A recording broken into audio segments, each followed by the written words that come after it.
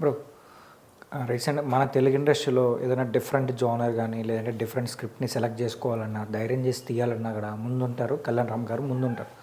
ఆయన స్క్రిప్ట్స్లో అయితే చాలా డిఫరెంట్గా ఉంటాయి. ఆయన మూవీస్ కూడా మనం ప్రీవియస్ మూవీస్ చూసుకున్నా కూడా బింబిసారా తర్వాత వచ్చిన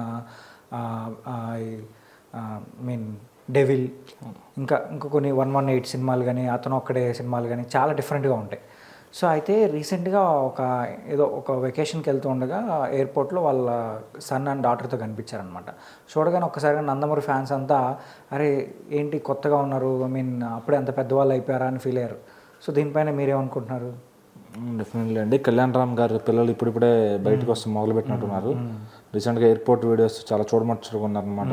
ఒక అమ్మాయి అబ్బాయి ఇద్దరు కూడా పెద్దవాళ్ళు అయ్యి దగ్గర కాలేజ్ స్టేజ్కి వచ్చినట్టున్నారు, చదువు పూర్తి చేసుకుని.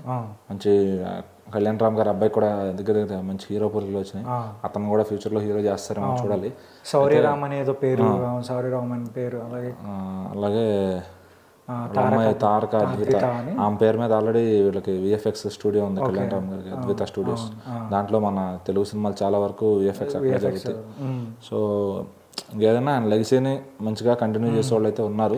అంటే ఫ్యాన్స్ ఏం ఫీల్ అవుతున్నారంటే ఒక్కసారిగా కళ్యాణ్ రామ్ కొడుకుని చూడగానే నందమూరి వారసుడు వచ్చేసారు, ఈయన కూడా ఇండస్ట్రీకి. అంటే అదే అండి, వచ్చిన తర్వాత ప్రూవ్ చేసుకుంటే ఎవరైనా కాదనరు, అంత బెటర్.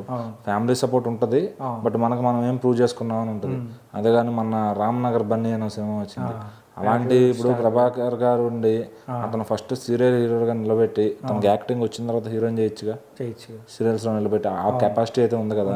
మరి ఇంకేంటంటే అలా జరిగిపోద్దండి, అందరికీ వర్కౌట్ అవ్వాలని లేదు. ఇంకా వర్కౌట్ అయ్యేవాడు ఇప్పుడు కష్టపడుతుందో ఫ్యామిలీ సపోర్ట్ ఉంటే ఒక్కటే సరిపోద్ది, అంత తోడు కష్టం కూడా ఉండాలి. ఊరికే డాన్సులు పెట్టుకొని దేకేయడం కాదు యాక్టింగ్ అంటే, అది నవరసాలు బ్లడ్ లో ఉండాలి. ఇంకోటి ఏంటంటే వినయం అనేది ఉండాలి. అదే డిసిప్లైన్ బ్లడ్ లో ఏంటంటే యాక్టింగ్ ఉండాలి బ్లడ్ లో. నందమూరి ఫ్యామిలీకి ఉంది కాబట్టే ఈ తరం బాలకృష్ణ గారి తరమైనా సరే, తర్వాత ఎన్టీఆర్ గారి తరమైనా సరే ఇంకా అంత రక్తి కట్టిస్తున్నారు పాత్రలతో. అంటే అది ఆ యాక్టింగ్ లో బ్లడ్ లో ఉండాలి. సో ఆటోమేటిక్ గా బాలకృష్ణ గారికి వాళ్ళ నాన్నగారు ఎన్టీఆర్ గారిని చూసి, జూనియర్ ఎన్టీఆర్ గారికి వాళ్ళ తాతగారిని చూసి వచ్చిందనమాట బాడీ లాంగ్వేజ్.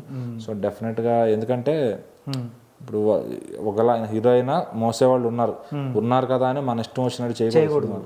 సో డెఫినెట్ గా స్క్రీన్ మీదకి వచ్చే లాంచ్ అయ్యేటప్పుడు ఇంకా టైం పడుతుందండి. లాంచ్ అయ్యేటప్పుడు ఖచ్చితంగా తను మౌల్డ్ చేసుకుని, ఎలాగైతే మోక్షజ్ఞ ఆయన ఇదివరకు ఫ్యాట్ గా ఉండేవాళ్ళు కొంచెం అదంతా తగ్గిపోయి ఇప్పుడు మళ్ళీ స్టైల్ లుక్ లోకి వచ్చారు. దానికి ఫోటో షూట్లు ఇవ్వడం అట్లా.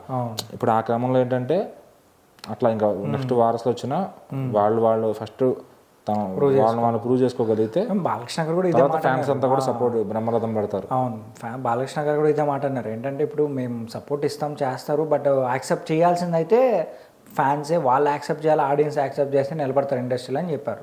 సో ఎట్లా చూసుకున్నా కూడా ఫైనల్ డిసిషన్ అనేది ఫ్యాన్స్ చేతిలోనే ఉంది, అలాగే ఆడియన్స్ చేతిలోనే ఉంది. సో మరి వీళ్ళు ఐ థింక్ కళ్యాణ్ రామ్ కొడుకు కానీ లేదంటే ఎన్టీఆర్ అంటే ఒకటండి, ఇప్పుడు వాళ్ళ కొడుకు వస్తున్నాడు అంటే కళ్యాణ్ రామ్ గారు ఎలా ఉంటారండి బాడీ లాంగ్వేజ్, అంత పిల్లలకి తండ్రి అంటే ఎవరు నమ్మరు.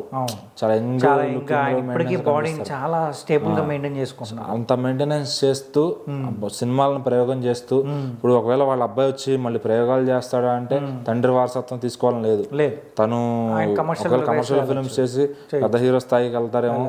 కళ్యాణ్ రామ్ గారు ఏంటంటే బడ్జెట్ విషయంలో కాంప్రమైజ్ అవ్వరండి, మంచి సినిమాలు ఇస్తారు. కొంచెం అటు ఇటుగా అవ్వచ్చేమో సినిమాలు. అయితే ఏంటంటే ఇప్పుడు జూనియర్ ఎన్టీఆర్ గారు లాగా పెద్ద హీరో, ఇప్పుడు బాలకృష్ణ గారు ఎట్లా తండ్రి వారసత్వం వచ్చిందో నటన కూడా తీసుకున్నారు, అట్లాగే కళ్యాణ్ రామ్ గారిలో ఉన్న ఐడియాలజీ, ఆ స్క్రిప్ట్ ని కాపాడుకునే విధానం, సినిమా డైరెక్టర్లు కొత్త వాళ్ళని ఎంకరేజ్ చేస్తారు, డైరెక్టర్లు అందరినీ. మాక్సిమం ప్రొడ్యూసర్స్ కూడా వీళ్ళ ప్రొడక్షన్ తో పాటు ఇంకెవరో ఒకరిని యాడ్ చేసుకుంటారు కొత్త వాళ్ళని.